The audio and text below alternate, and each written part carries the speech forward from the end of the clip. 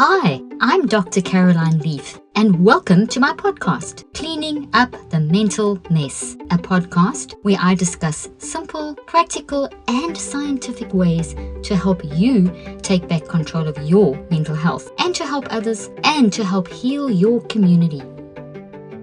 In this podcast today, I'm going to talk about New Year's resolutions and how to stick to them. I have chosen to do this podcast now instead of at the beginning of the year because we are almost halfway through January and I am thinking you may need some motivation to keep on with your New Year's resolutions. Most commonly, it would seem, New Year's resolutions revolve around weight loss, quitting smoking, reducing drinking, and basically exercising more.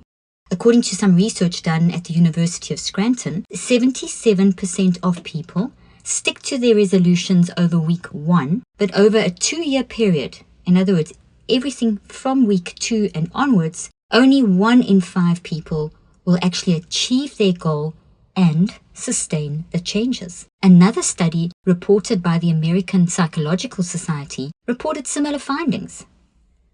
This appears to mean that about 80% of people don't fulfill their New Year's resolutions. 80% from week 2 don't fulfill their New Year's resolutions. However, good news, there are ways of improving this. A Pennsylvania study found that the most successful resolvers were applying stimulus control at all 5 checkpoints. Stimulus control is the act of keeping things around you that remind you why you chose the resolution in the first place. Strong motivation was found to be very important for both the initial success in the first week and then long-term maintenance. The authors of a study done at the University of Scranton in 2002 found that the most successful resolvers used more willpower, stimulus control, that's keeping things around you that remind you of your goal, reinforcement management, so giving yourself some rewards, positive thinking, and avoidance strategies.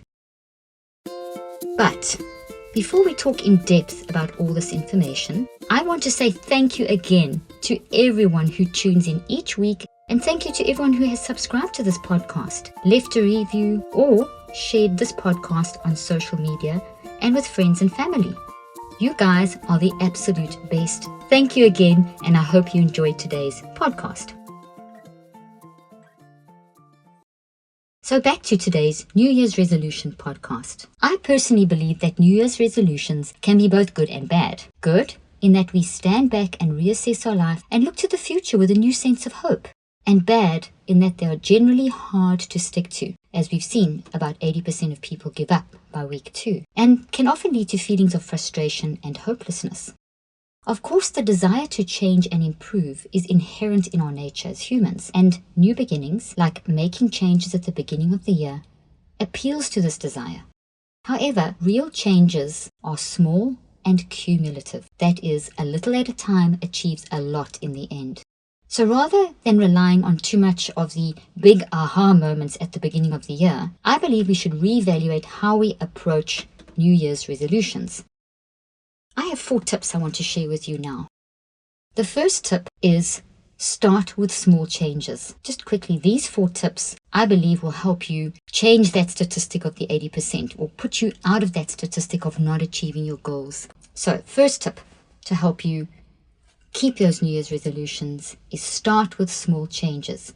If your New Year's resolution is to exercise more, for example, maybe you should just start with 5 minutes 3 times a week and then build to 30 minutes daily.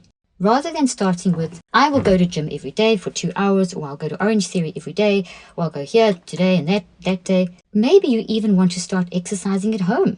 And that's perfectly okay. There's some amazing online YouTube videos. I'd have a couple of those that I do 20-minute ab workouts. I do a workout in my sauna. So I have a home routine that I can do in hotels, and I have ones that I do at the gym, and I go to Orange Theory and so on. So work a plan for yourself, but start small. I started small.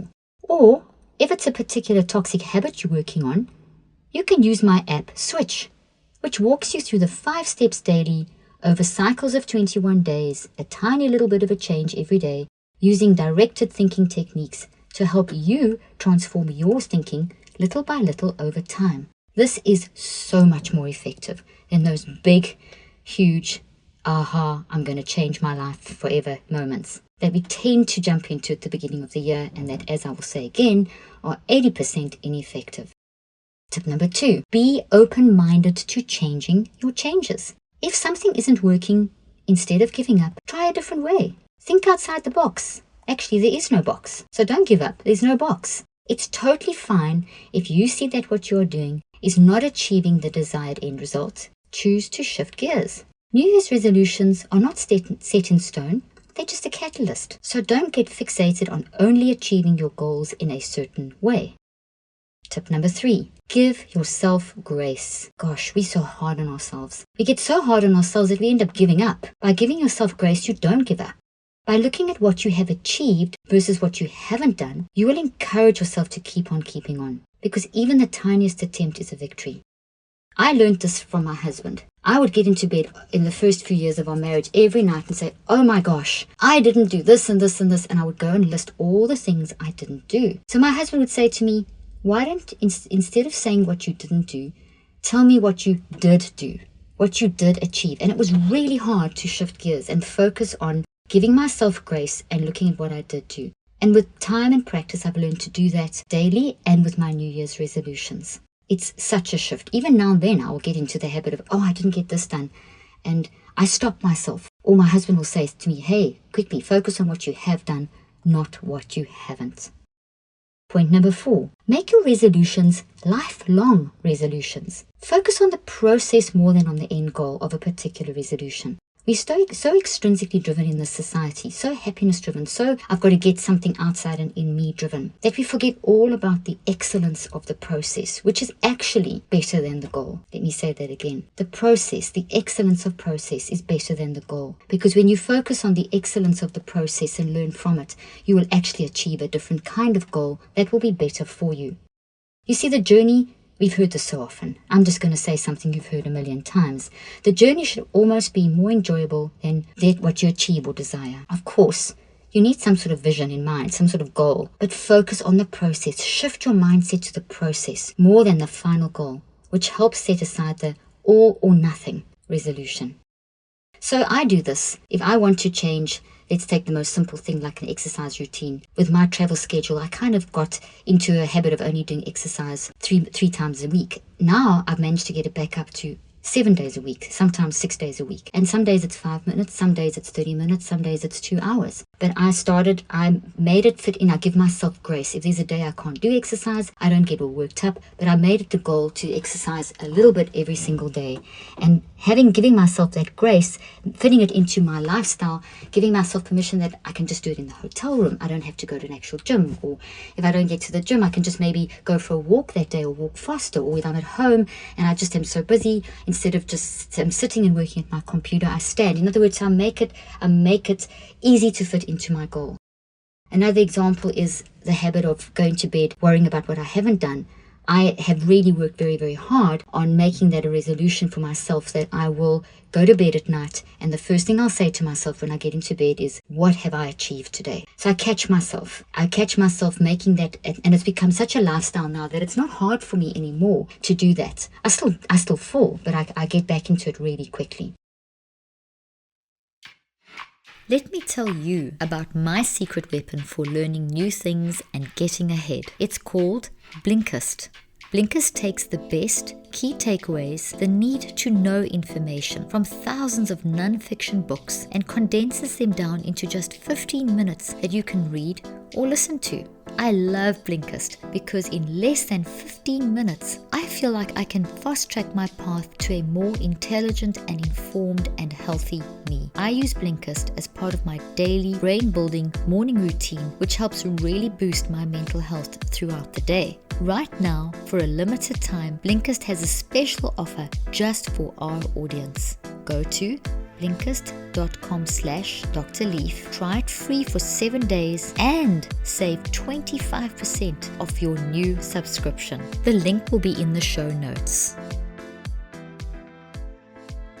One of my favorite travel hacks, and one I always recommend is compression socks. My favorite brand is Comrade socks. Comrade socks work great for preventing swelling, for more comfortable travel, which is so important for me since I travel so much. Comrade socks are also great for helping speed up muscle recovery after workouts and so much more. I have been wearing Comrade socks for a while now and I love them. They're extremely comfortable. I love wearing my socks while traveling, walking with my children, while sitting at my desk doing research and podcasting whenever I can. They come in a range of colors and styles that have the look of a casual sock and are a great gift idea for yourself and for others. And right now, my listeners can get 20% off with the code Dr. Leaf at checkout. Just go to www.comradesocks.com/Dr. Leaf. The link will also be in the show notes. Ladies, I need to tell you about a bra company that has changed my life. Third Love. With Third Love, I took a really quick and fun online quiz, which then matched me to the perfect bra, shape and size. Every customer has 60 days to wear it, wash it, and put it to the test. If you don't love it, you can return or exchange it for free, and Third Love will donate it to a woman in need. Right now, they are offering my listeners 15% off your first order. Go to thirdlove.com/Dr. Leaf. That's thirdlove.com/Dr. Leaf for 15% off today. Just recently, I put up a post asking you, my listeners, how you keep your New Year's resolutions. And there were some really great tips. So in the rest of today's podcast, I'm going to share with you the top 10 tips that people have been using to help them keep their New Year's resolutions. So thanks to you guys whose work I'm including here. And if you notice something that you said, send us a review, send us a comment. So these were really great. I love them. Okay, so first tip. Start working on New Year's resolutions in November so that by January, it's already a habit. The best time to start is now. Great, love it. I would actually add to this and say that when you make a resolution, make sure that you view it as something that is lifelong. I just mentioned that in my last tip too. Not just a New Year's resolution. I make lifelong resolutions. I make things that I know can fit in my lifestyle on an ongoing basis. So I rather go for less each year and make them more lifestyle changes. The next tip that you guys gave me, break down your goal into small attainable steps. Excellent. Think of ways you can make something big more achievable by making it a long-term plan. For example, if you want to eat healthier, start by eating a salad a day for lunch, then begin to cut out certain junk foods, then plan to drink more water. Over time, you will create a whole new lifestyle. So there's this research study that said it's way better in terms of food and changing the way you eat to stop buying the junk food and immediately start buying the healthy food. A lot of people with a New Year's resolution, they buy some healthy and some junk food, and it actually makes the things worse. So if you're going to start, so this is a great idea. So maybe make a list of all the healthy foods that you like and that you would like to start eating and what would make them palatable for you, and then start buying those products and don't allow yourself to buy the bad ones. And if you do, that's okay. Pick yourself up. Remember, if you fall, you pick yourself up. Third one, keep it simple and attainable. Avoid the all or nothing resolutions because when you fail, you fall harder and can feel worse. Great point. Simplicity achieves wonders. So when you fall and you hard on yourself, it'll make you want to give up altogether. So keep things simple and attainable. Point number 4, examine the reason why you want to change, what you want to change. You're not going to do something unless you know why. Is it superficial? Is it something deeper? Why this particular resolution? Sometimes shifting the reason why you want to do something, say for example to focus more on your emotional and physical health and well-being rather than something like getting thin. So instead of saying I want to get thin this year, rather focus on saying something like I actually want to get healthy this year. I want to feel more energy. I want my skin to glow more or whatever. I want to overall have a better sense of well-being. Something like that. So always the why behind the goal is vital to sustainability. A lot of research to back that up. Point number 5, you need accountability with someone you trust and love. I love that one. As I said, I get my husband to help me when I get, to that thing at the end of the day where I start focusing on the negative before the positive. And he's been great and a great accountability partner. When it comes to exercise and diet, that's also a great way. As a family, you can eat together. You can exercise with someone. You can work on toxic thoughts together. If you do my Switch app, which is an amazing tool. The Switch app, you can get it on iTunes and Google Play. We're actually doing a challenge at the moment. It's all my years of research on how you can use your mind to change your brain and body, how to manage your lifestyle changes. It's mind management, and it will help you manage those changes. It's a brilliant way that you can do together. You can have a group of you doing it together. We've got a Facebook group going, and if you join our challenge, you can find out more about that if you go to my webpage and my social media pages. You can become part of a group, and you can hold each other accountable.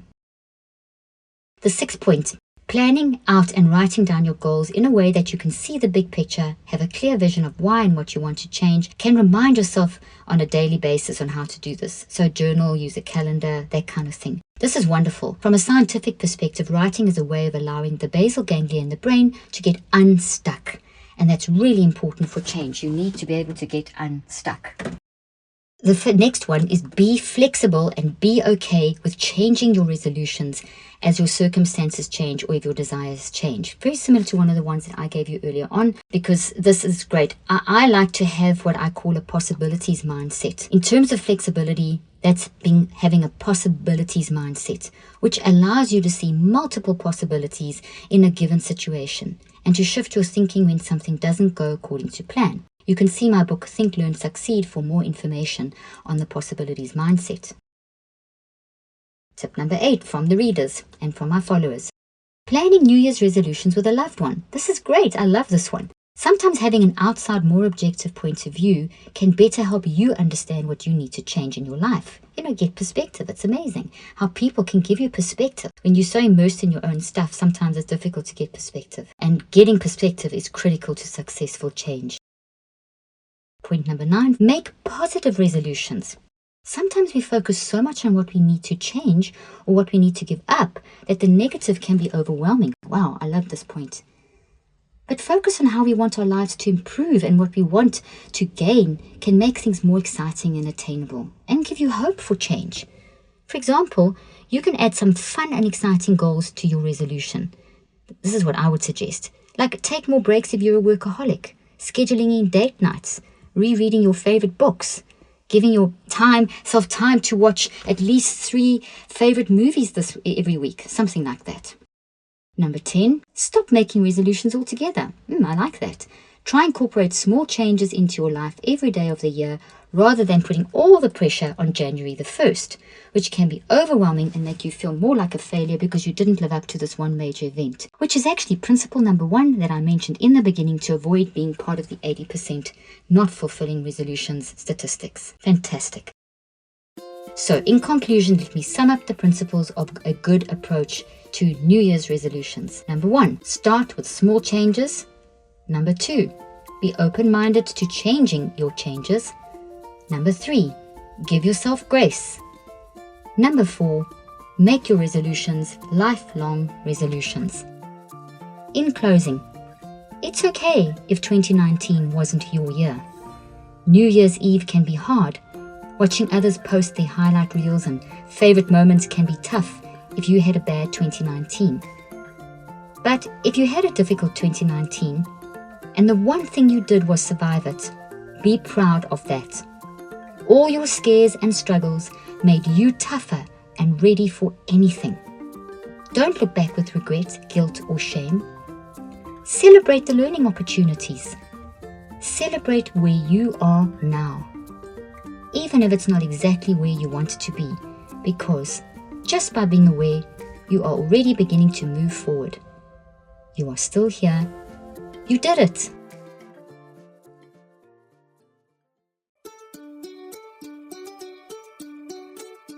I hope you found today's podcast interesting and helpful.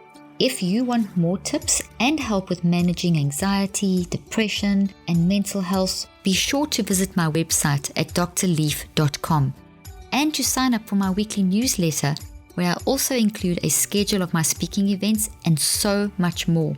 And follow me on social media. I'm on Twitter, Facebook, and Instagram. Just look for Dr. Caroline Leaf.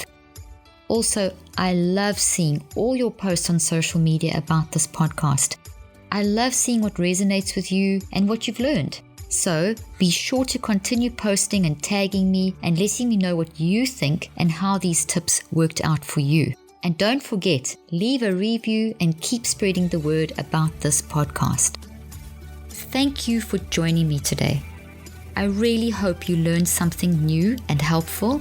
Till then, I'm Dr. Caroline Leaf.